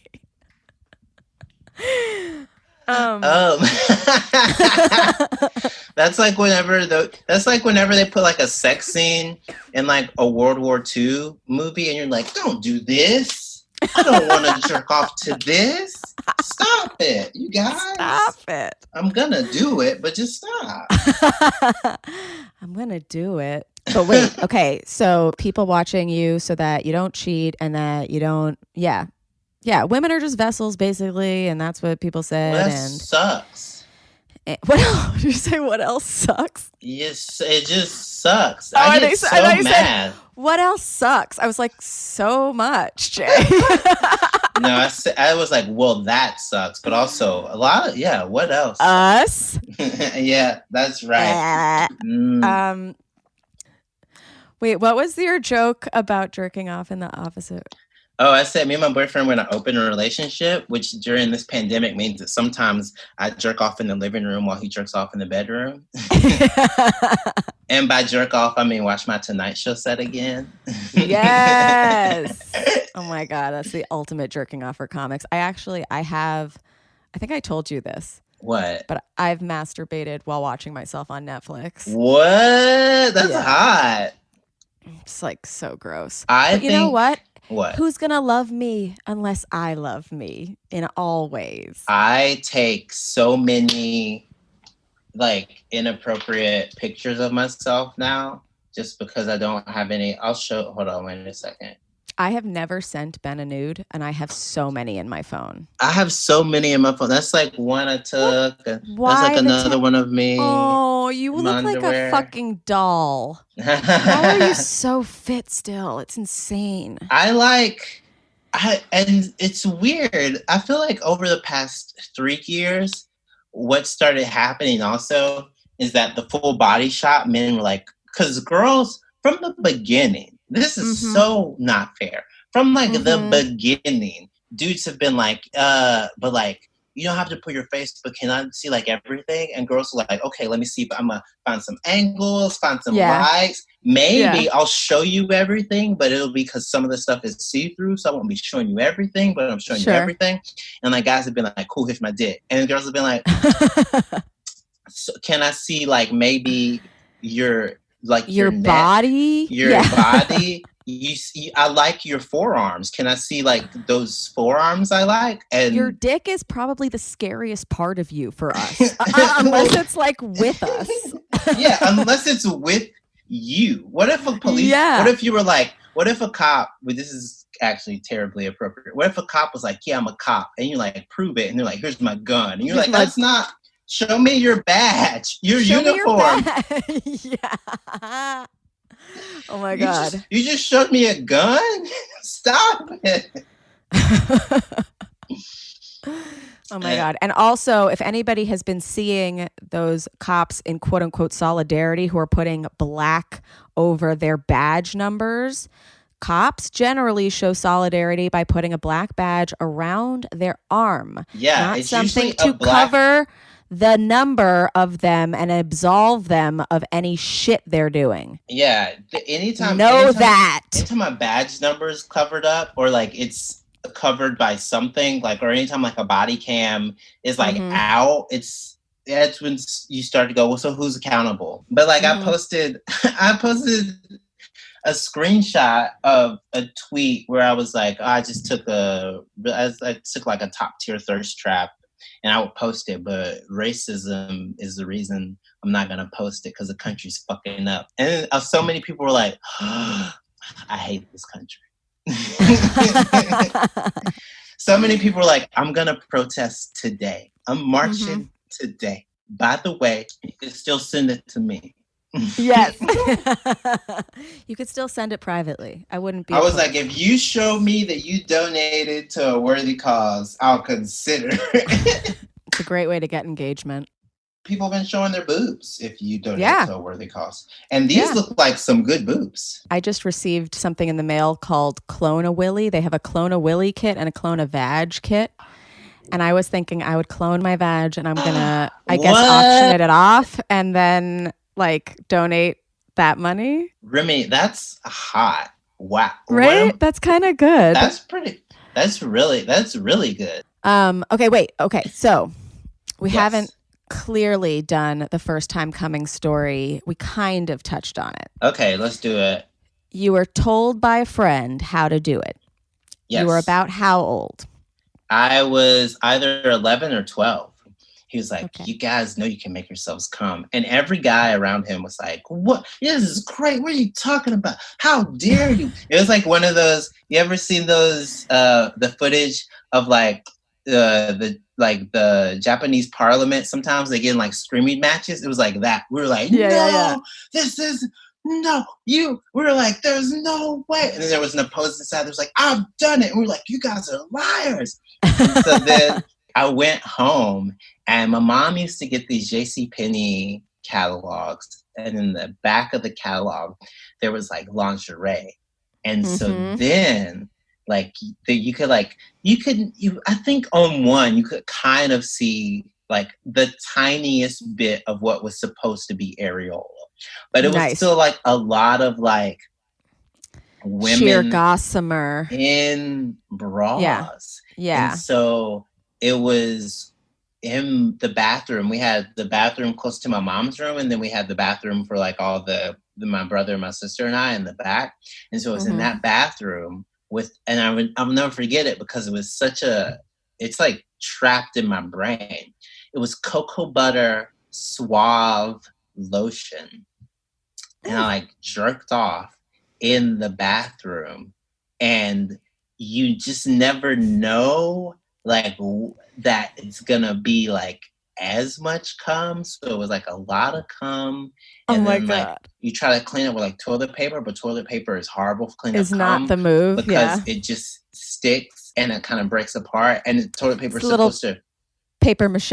It's supposed to break down easy. Exactly. I'm like, oh no, what am I doing? I'm making an art project. And so then I like cleaned it up. And then my next thought, whenever I did it, it was like still lotion, but it would be super late at night into a sock. And the only reason I got the sock idea is because I saw Behind the Music, or maybe it was MTV with Red Hot Chili Peppers, and they wore socks. I knew you were going to say that. That's so funny. They wore socks on there. There's so many over their dicks. And then there was, I would like go to sometimes. This is like within that same year. So that was the first time I came. Because I think at that point, I had one nocturnal emission. I had one wet dream, and I was like covered. And so then that same year, I would go to Books A Million. My mom would let me go. I'd read comic books, and I also like would go to, and this had to be in February because that's when it came out. I went to the Sports Illustrated book swimsuit edition. And so a lot of people don't know this. Sports Illustrated, they can show nipple if it's see-through or if it's paint.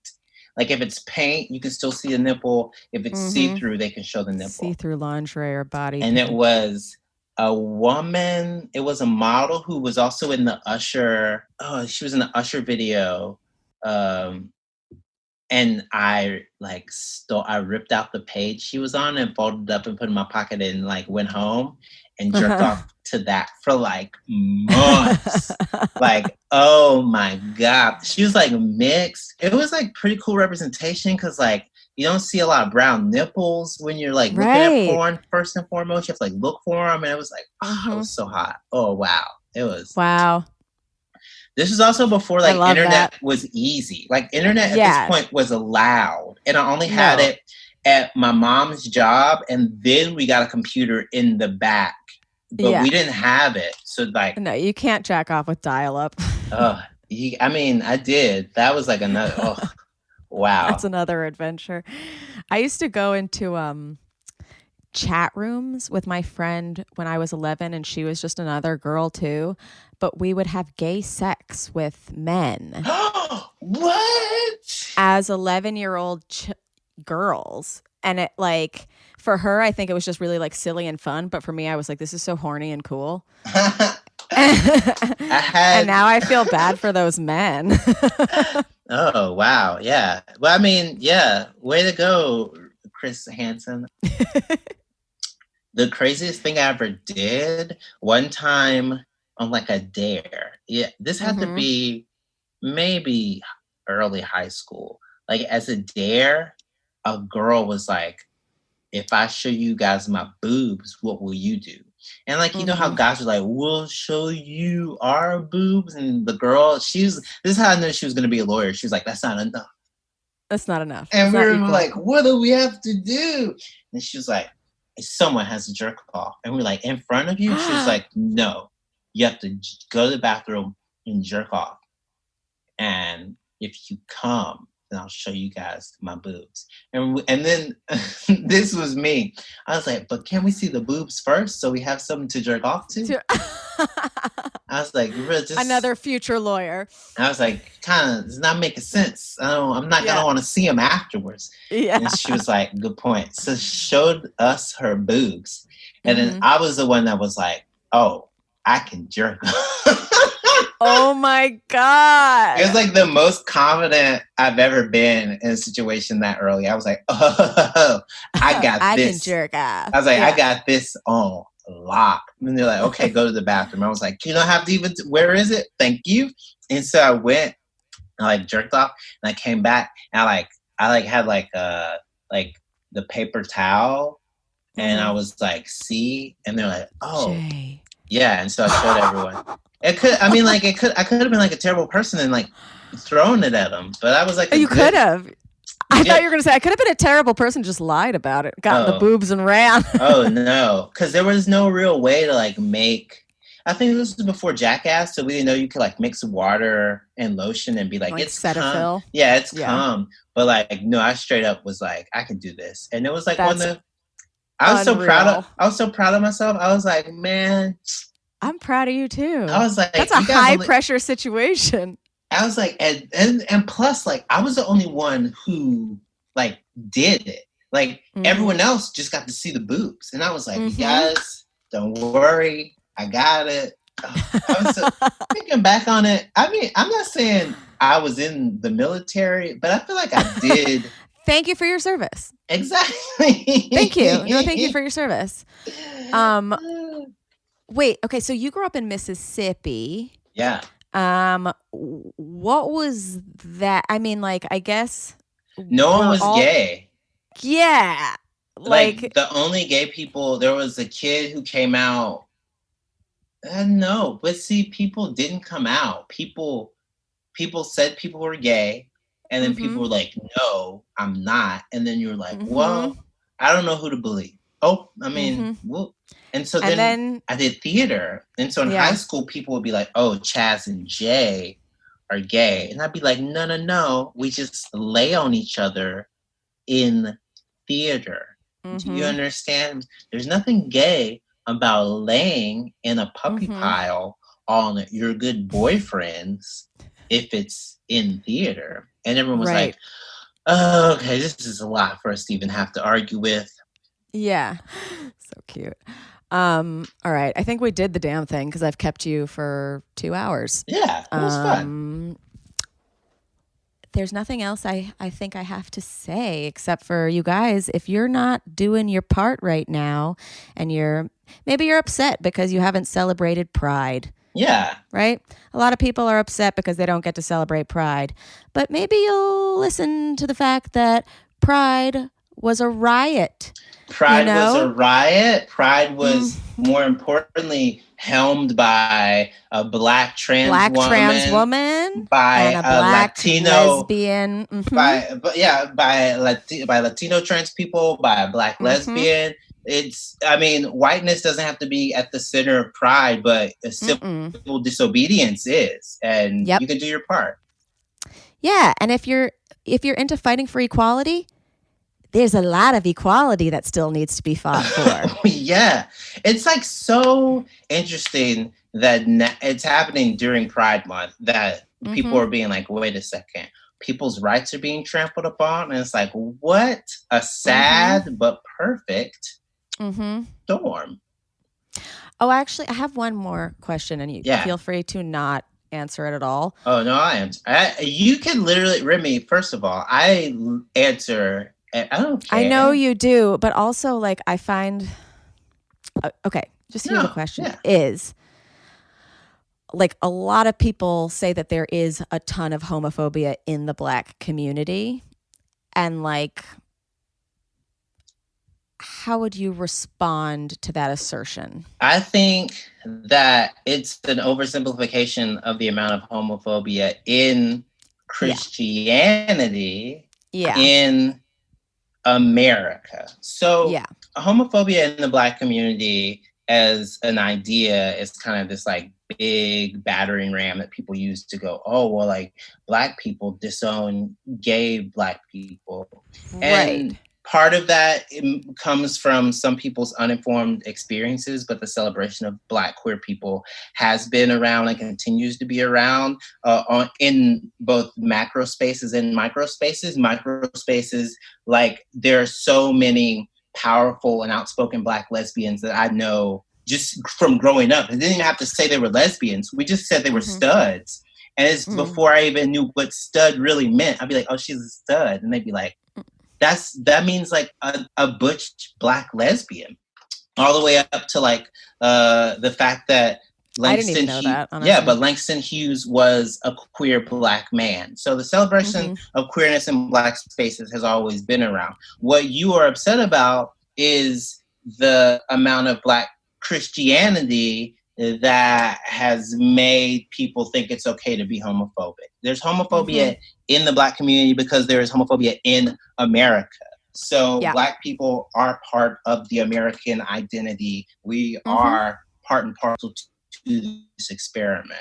So don't single Black people out, but also conversely, loving Black people means loving queer Black people and trans Black people and non-conforming Black people and gay and lesbian Black people. So I think it's an oversimplification. It's because what happens is you can do that with any minority group. You can be like, oh, there's a lot of it's whataboutism, homophobia in the Italian community, and people go, yeah, and then they go, why? And they go, oh, because of Catholicism. They go, oh, there's a lot of homophobia in the Irish community. And they go, oh yeah, why? Because of Irish Catholicism. Why? Because of religion. People go, oh, there's a lot of homophobia in the Latinx community. You go, oh yeah, why is that? Because of Catholicism, because of religion. So and in America, our religion, even though we say there's a separation of church and state, it is so intertwined. And like Pranav and I were talking about this, his family's not religious. They're not prude because of their religion, but because they wanted to Americanize and they wanted to be puritanical and be accepted and not be like the weird other race who also, is sexual or whatever. Like, acclimating makes it seem like you're assimilating. Yeah, exactly. It's this idea where they're like, oh, well, why don't you behave like everyone else so we won't beat you up? And then when you behave like everyone else so you don't get beat up, they go, why aren't you being your own true authentic self and your identity? It's like, because I didn't want y'all to beat me up. And they're like, oh, you good, because we're going to beat you up. You answered correctly this time.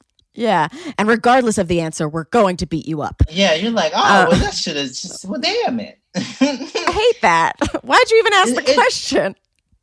I also don't like people thinking that saying, oh, there's homophobia. This happens primarily with a lot of white, gay, cisgender men.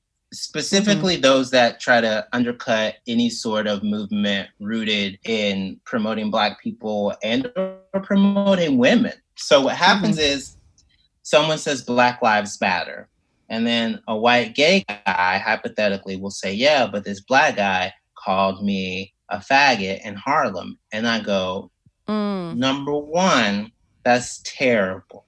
That's horrible. Number two, right now you acting like a faggot. Number three, you realize that my uplifting and affirming of Black voices has nothing to do with taking away your right to exist as a gay person. If anything, you should say that's right. Because there's this weird brain equation when people hear something not about them, where they go, well, what about my struggle? And I go, that's pertinent, it's germane. That is important, but it's not what we happen to be talking about now. That'd be like if I came on this podcast and I was like, can we talk about food? And you're like, yeah, if you're talking about putting it on your nipples. If not, no.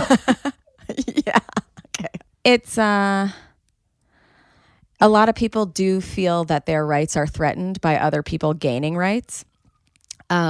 And I would say to those people, maybe you're really only afraid of losing your privilege, because you're not going to lose your right, but you will lose the privilege of, if a cop comes to a scene and it's between you and a person of color, you're going to lose the privilege of them being on your side, hopefully. That's good. You will lose the privilege of that, because then justice will be served instead, like I have grown up with, I always thought it was Jewish guilt. It's white guilt. Like I've always been like anything I ever accomplished, I was like, but this isn't fair. And it's also just like guilt of privilege. Like it's not fair that I got to go to a private school, or it's not fair that people I went to school with that I know are bad people got to go to Ivy League schools because their parents donated a library or whatever. Like those.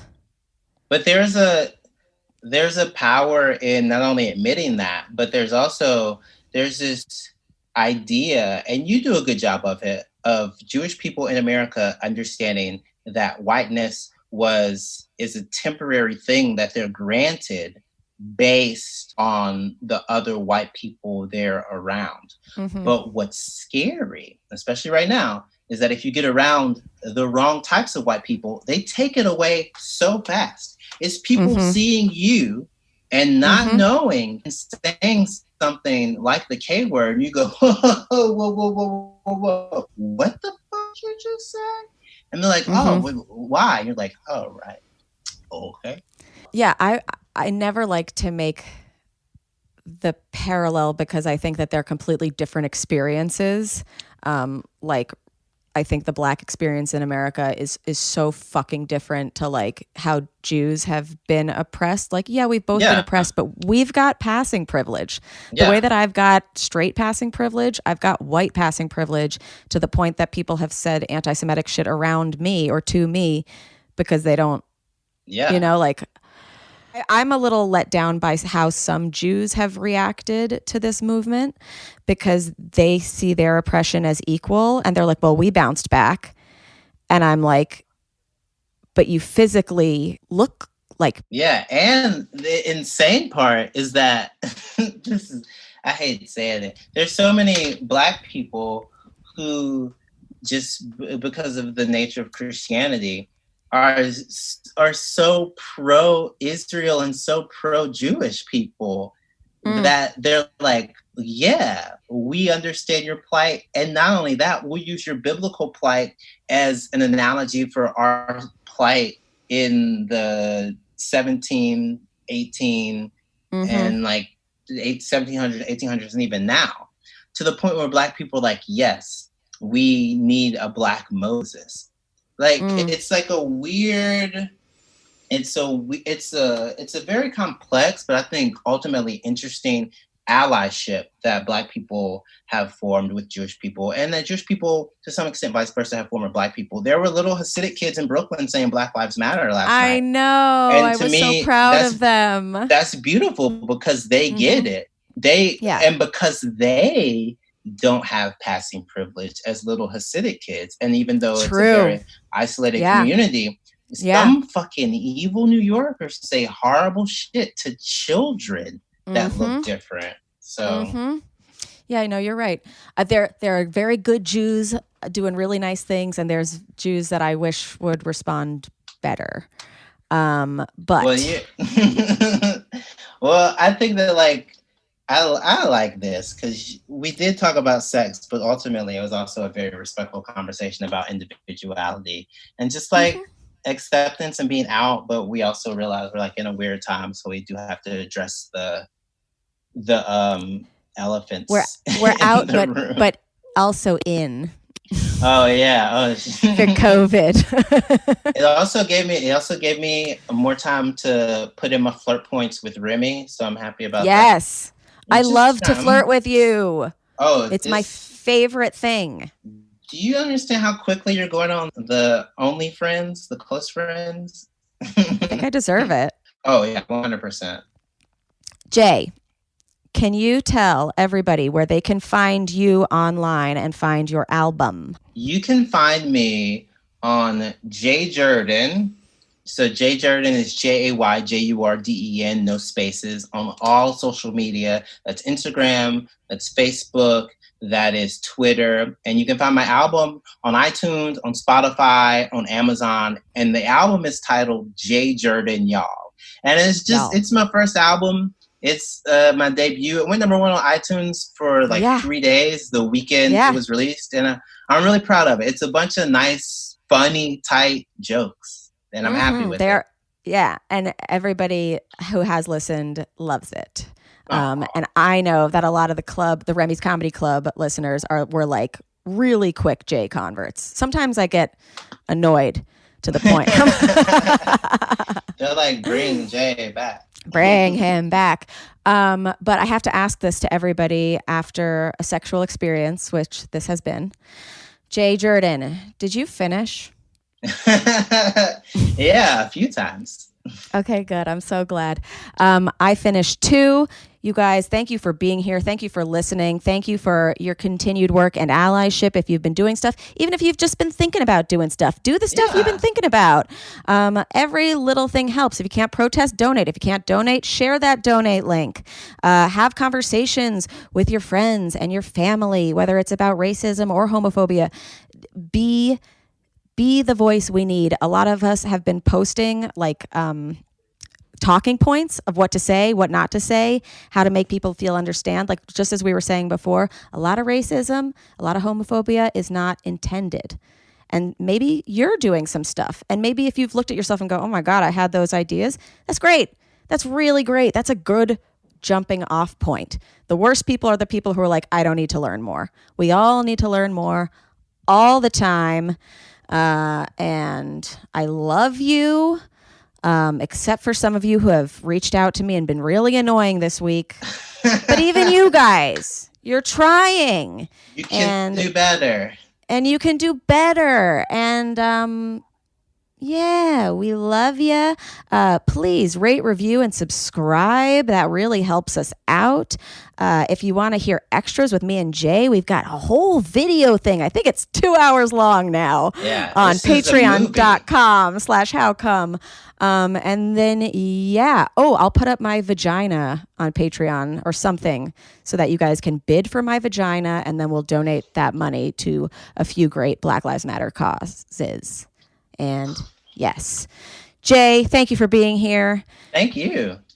Companions, I love you, and we'll see you next time on How Come. Goodbye. Goodbye. Yay! It's not you, it's me. I try so hard to finish honestly. They say you'll know when you go all the way from A right down to O. Oh no, I think that I still got a ways to go. Oh, I'm sick of this and I have got to know. How come? How come? How come I can't achieve? How come I can't achieve? I'm rolling up my sleeves. I'm rolling up my sleeves. Oh baby, I believe these guests can help. 'Cause I can't do it by myself. I wanna just